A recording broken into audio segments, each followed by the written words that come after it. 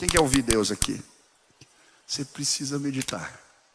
Como assim, pastor? Sabe por que muitas vezes a gente não escuta Deus? Porque a gente escuta muitas outras vozes. E no barulho, a gente não consegue entender Deus. Existem alguns hábitos que você tem que pôr em prática.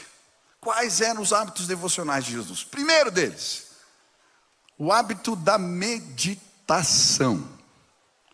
Quem medita aqui? É engraçado porque na igreja a gente não fala muito de meditar. Eu creio que muito disso tem a ver com a ideia de que a meditação está ligada às religiões orientais, né? Então eu quero deixar claro que quando eu falo de meditar, eu não estou falando de você fazer yoga e nem de se colocar na posição de lótus e procurar o nirvana, não.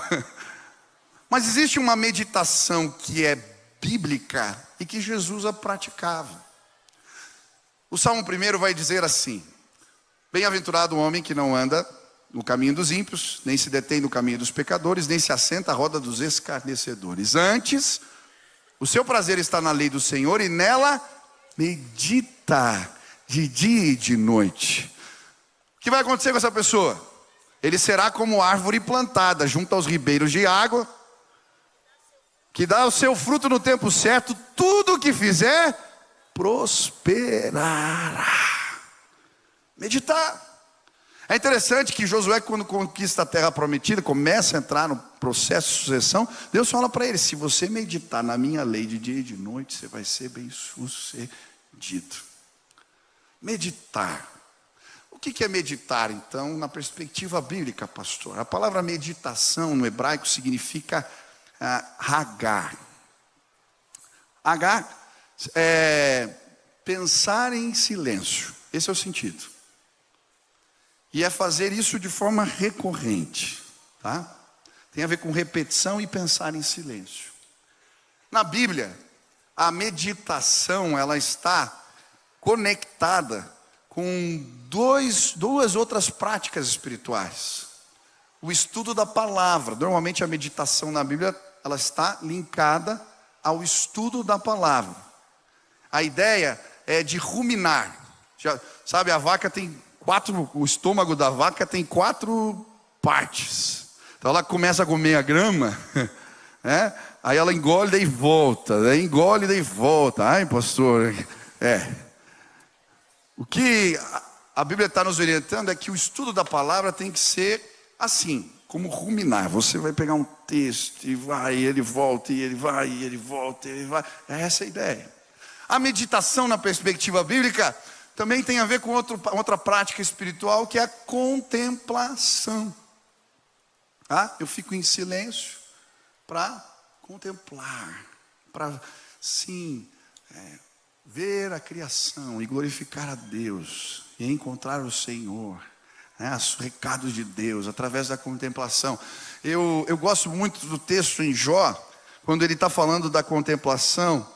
E a Bíblia diz assim, Deus fala para ele: pergunte, porém, aos animais, e eles os ensinarão, ou às aves do céu, e elas contarão a você. Fale com a terra, e ela os instruirá. Desde que os peixes do mar o informe. Quem de todos eles ignora que a mão do Senhor fez isso? Está falando, olha para o peixe, olha para a árvore, olha. Quem lembra do Salmo 19? Os céus proclamam a glória de Deus, e o firmamento anuncia as obras de suas mãos. Um dia faz declaração, outro dia, uma noite traz conhecimento, outra noite. Não há palavras, tampouco se lhes ouve a voz, mas em toda a terra é conhecida a glória de Deus. A criação fala. Romanos capítulo 1 vai dizer que nós nos tornamos indesculpáveis de não crer em Deus, porque a obra criada revela o Criador. Ei, preste atenção. Mas pastor, Jesus fazia isso? Jesus meditava sim. Como ele fazia isso? Primeiro, Jesus em vários momentos da sua vida, ele se retirava para ficar em silêncio. Ele meditava. Segundo, Jesus pregava usando parábolas. E a parábola nada mais é do que o exercício da meditação. Ele pegava uma porção da Escritura e ruminava. E aí saía aquela história. uma parábola. Jesus também, ele contemplava. Quando ele vai pregar lá no Sermão da Montanha, em Mateus 6, ele diz assim: observem o quê? As aves dos céus. Elas não ajuntam em celeiros, mas não lhes falta nada. O próprio Pai cuida delas. Ou observem então os lírios dos campos. Eles não sabem costurar, mas nem Salomão em toda a sua glória vestiu roupas tão bonitas quanto elas. Jesus, ele meditava. Agora, por que é importante para nós desenvolvermos o hábito da meditação? É importante porque a meditação prepara os nossos ouvidos para escutarmos Deus. Quem quer ouvir Deus aqui? Você precisa meditar. Como assim, pastor? Sabe por que muitas vezes a gente não escuta Deus? Porque a gente escuta muitas outras vozes. E aí no barulho, a gente não consegue entender Deus.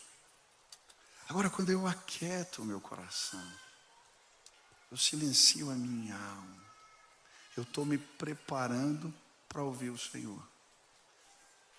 Muitas vezes a gente quer parar para ter um momento devocional e a gente está no meio da correria da vida. E a gente já abre a Bíblia, começa a ler o texto, já faz uma oração rápida e a gente, no meio, porque está aquele turbilhão, aquela bagunça na cabeça, daqui a pouco você está pagando conta do banco.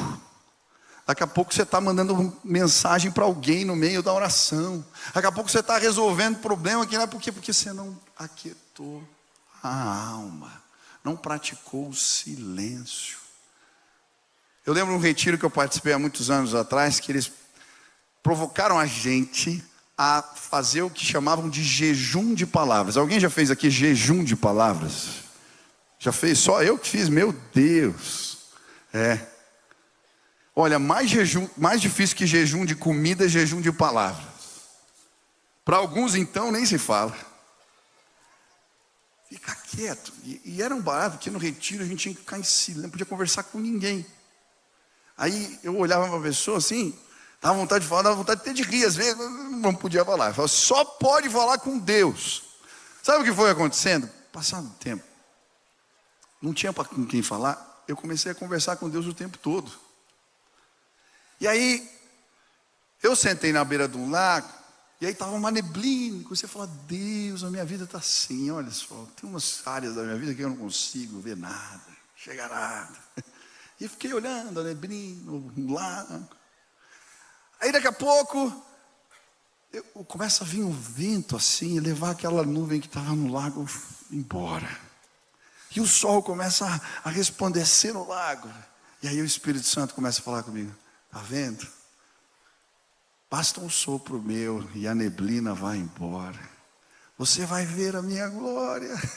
Sabe por que a gente não escuta? Porque a gente não fica quieto. Meditar. Silenciar a alma. Eu nunca me esqueço. Um dia a gente estava em casa. Eu sou palmeirense, já compartilhei com vocês. E era dia de jogo do Palmeiras. Eu cheguei em casa. E cadê o controle da televisão? Eu queria assistir e não achava. As crianças tinham sumido com o controle. E eu bravo, brigando com um, brigando com o outro. E aí, de repente, a Nina falou assim, para tudo. Falei, que foi, Nina? Esses dias, ela era pequenininha assim. Esses dias, eu perdi minha boneca. E eu orei para o Pai do Céu, ele me mostrou onde estava a boneca. A gente tem que orar. Tá bom, então ora, filho. Ela orou assim, Papai do Céu, me mostra pra gente aonde está o controle. Em nome de Jesus, amém. Aí o Beni olhou para ela e falou assim, e agora o que a gente faz?